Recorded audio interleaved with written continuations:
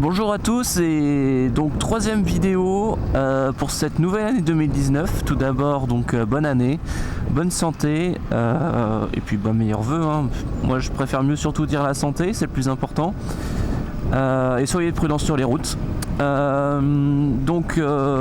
rappelle, finalement c'est ce sont des vidéos amateurs.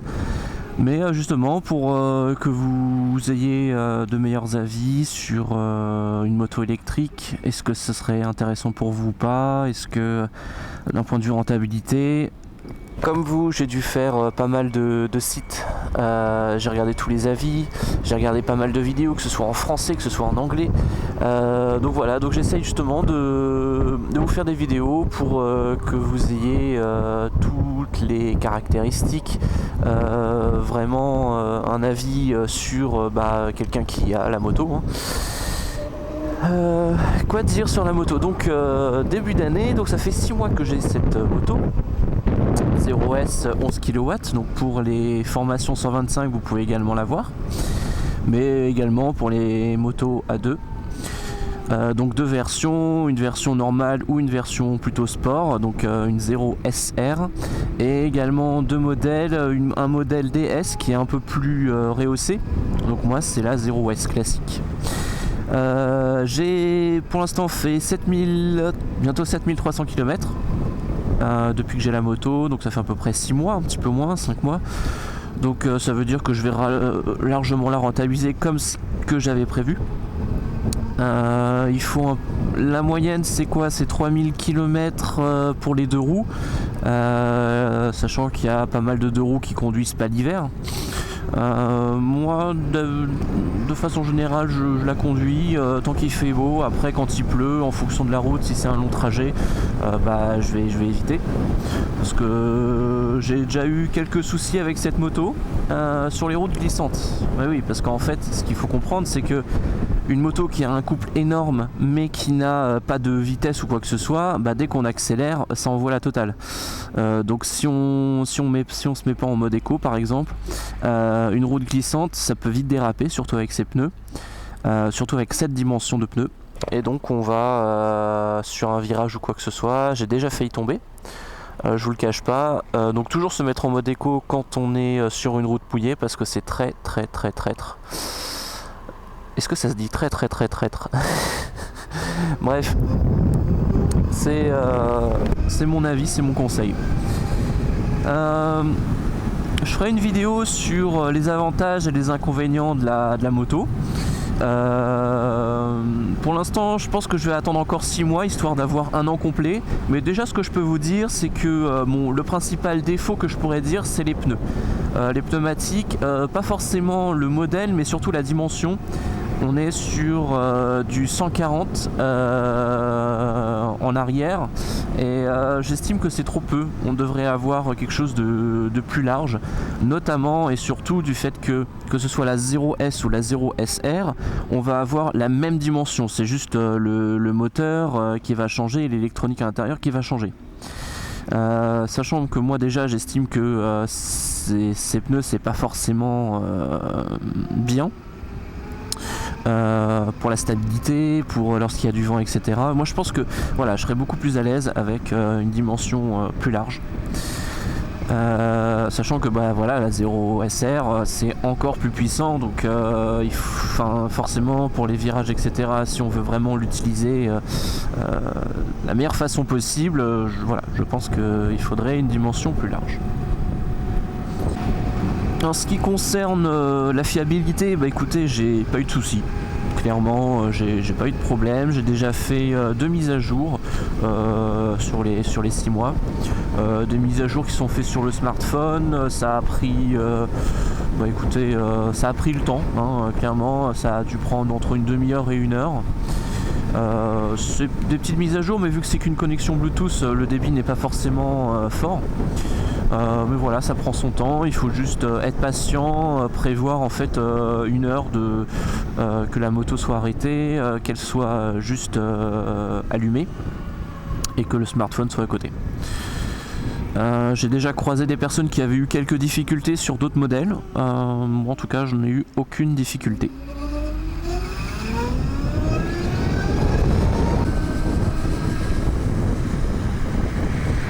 Voilà, je déteste ces routes-là, à la fois mouillées et en même temps bien baveuses avec plein de terre.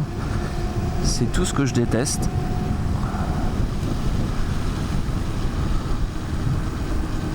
Ça mouille les pneus, ça les refroidit, ça dégueulasse la moto.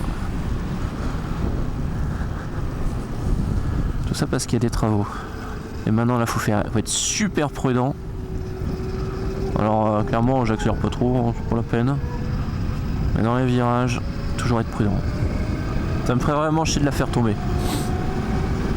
On dit que dès qu'on a le permis moto, la formation moto, en 6 mois de temps, tu tombes au moins une fois, tu es forcément obligé de tomber. Bah, pour l'instant, je suis pas tombé. Et je touche du bois, plutôt du plastique et du métal, mais j'espère que ça m'arrivera pas.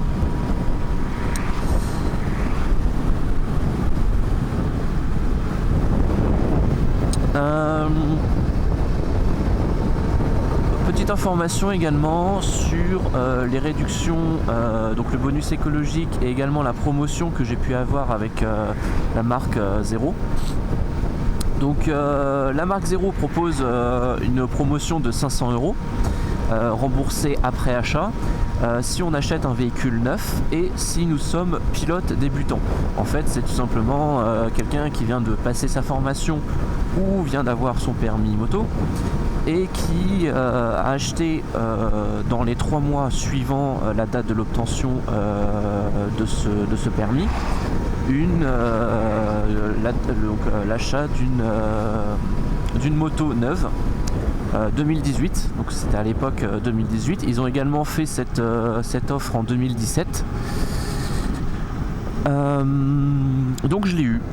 Il faut envoyer un dossier par mail avec toutes les informations, que ce soit le permis, le certificat, la carte grise, le numéro de série.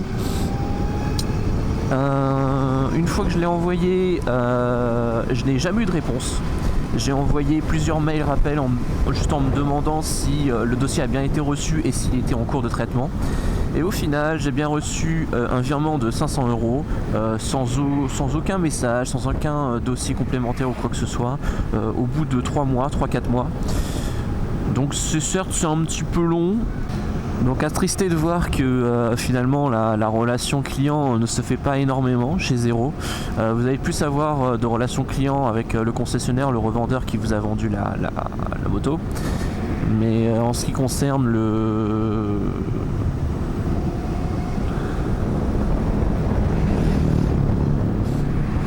ouais, j'étais perturbé par la moto.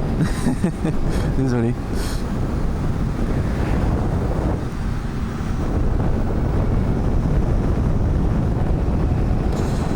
Virage sympathique au mois de janvier.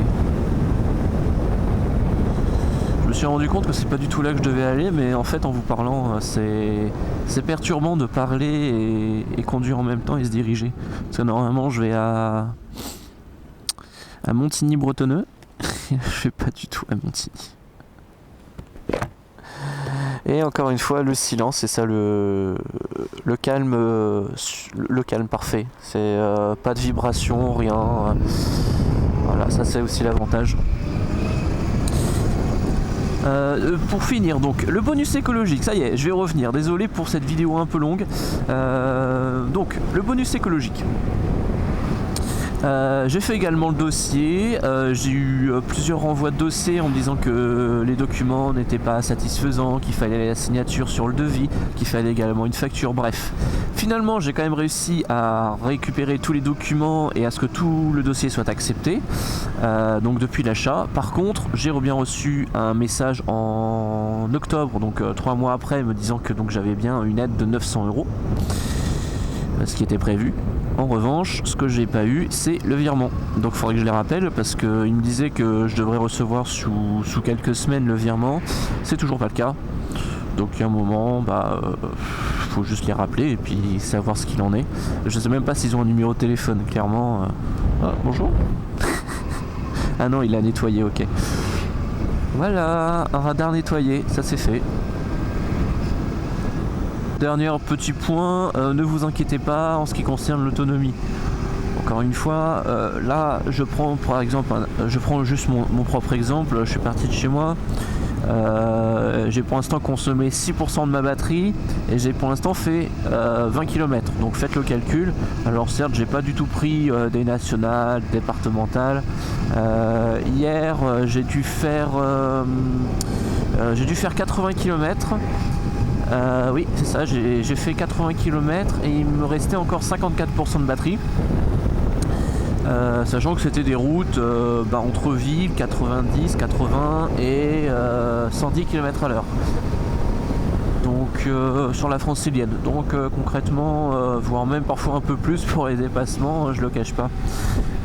Donc voilà, faut pas vous inquiéter par rapport à ça. En regardant bien sur les caractéristiques de la moto, ils estiment une autonomie en fonction de la vitesse. Donc on peut voir sur le site 0, 90, 110 km à l'heure. Ils proposent pas 130. Encore une fois, j'ai déjà fait un grand marathon où j'ai vraiment poussé la moto à fond. Et j'ai fait au total 110 km. Sachant qu'il n'y avait pas de régénération et c'était vraiment à fond tout le temps. Avec des décélérations, des freinages d'urgence et des réaccélérations. J'ai rencontré pas mal de motards, en fait j'en ai juste rencontré un physiquement, mais chose qui peut être intéressante pour vous qui vous intéressez ou qui sont susceptibles d'acheter, ou même qui ont déjà acheté et qui veulent se faire plus d'amis, il y a une page Facebook qui existe qui s'appelle Motard Électrique. C'est un groupe public ouvert à tout le monde et tout simplement c'est toutes les personnes qui sont intéressées par les motos électriques ou qui sont déjà possesseurs d'une moto électrique. Je vais te doubler toi. Donc ce groupe est vraiment bien intéressant. Moi je le connaissais pas forcément quand j'ai acheté la moto et ça aurait pu aussi me décider dans mon choix, même si bon j'ai quand même décidé, j'en suis très fier de ce choix quand même. Donc on va tout voir dans cette page Facebook. On peut voir des scooters électriques BMW, les petits scooters à 50 cm3. On va également voir tout simplement la Zero, également les Energica et puis les nouvelles motos, c'est-à-dire que il n'y a pas forcément des possesseurs mais des gens qui publient justement sur les dernières annonces publiées. Donc par exemple là en 2019 il va y avoir apparemment Harley qui va faire ses premières motos électriques. Ils en avaient déjà parlé un petit peu et apparemment ça va être vraiment lancé ça et c'est plutôt bien.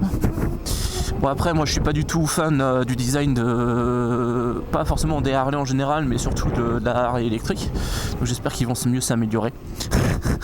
Clairement il n'y a pas vraiment de la gueule quoi. Après tous jugent, c'est-à-dire que le prix aussi, la Energica elle est un peu plus sportive, les pneus sont plus intéressants, la position aussi. Par contre c'est pas du tout le même prix.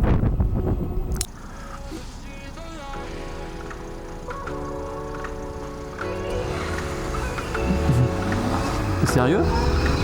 Meuf. Elle démarre en trompe, c'est n'importe quoi. Je ne comprends pas. Tu devrais faire la course? Tu peux pas. Voilà. I wanna see the